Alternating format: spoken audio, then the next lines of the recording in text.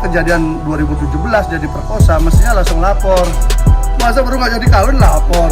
Itu mantan pacar nggak jadi dikawinin lapor.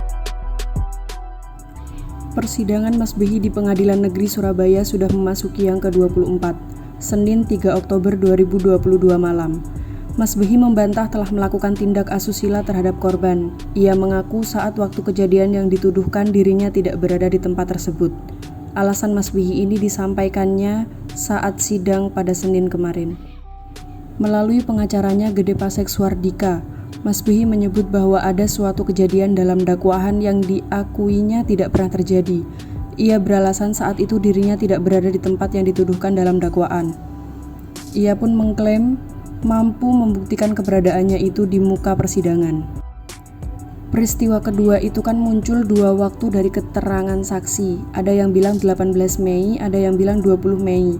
Ternyata dua-duanya itu kita hadirkan bukti bahwa Mas Behi tidak ke TKP sama sekali, ujarnya.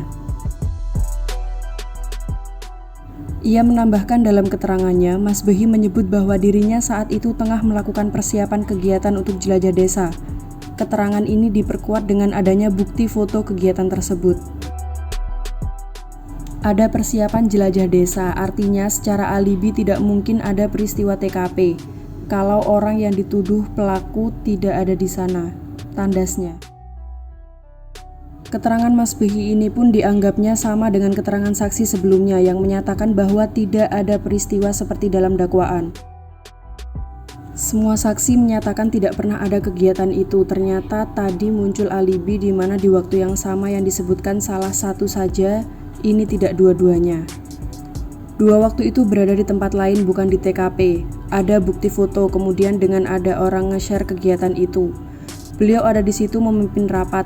Peristiwanya jelajah desa, kemudian ada lanjut persiapan berangkat. Semua berangkat dari pondok, bukan dari TKP, tambahnya. GPS menambahkan dalam dakwaan terdapat identitas dan kronologis kejadian atas dua peristiwa. Namun dari dua peristiwa itu, kedua-duanya dianggap tidak mampu dihadirkan secara kualitatif oleh jaksa, bahwa peristiwa itu benar adanya. Ia mencontohkan soal kasus pemerkosaan yang didakwakan, terbantah dengan adanya chattingan mesra dari korban pada Mas Behi. Ia menganalogikan soal bagaimana mungkin ada peristiwa pemerkosaan jika kemudian korbannya justru mengirimkan chat mesra pada pelaku. Dari saksi, bukti misalnya disebut pasal 285 pemerkosaan, kita hadirkan chatnya. Kita konfirmasi, betul. Masa habis diperkosa besoknya ngechat sayang, justru yang ada jawaban-jawaban terdakwa yang jengkel. Kita konfirmasi kenapa jengkel, kalau 2017 diperkosa harusnya lapor. Jangan terus 2019 baru lapor karena nggak jadi dikawinin, tegasnya. Kalau itu kejadian 2017 jadi perkosa, mestinya langsung lapor. Jangan sampai 2019 baru lapor, baru nggak jadi dikawinin, kan gitu. Itu yang problemnya. Masa baru nggak jadi kawin lapor. Itu mantan pacar nggak jadi dikawinin lapor.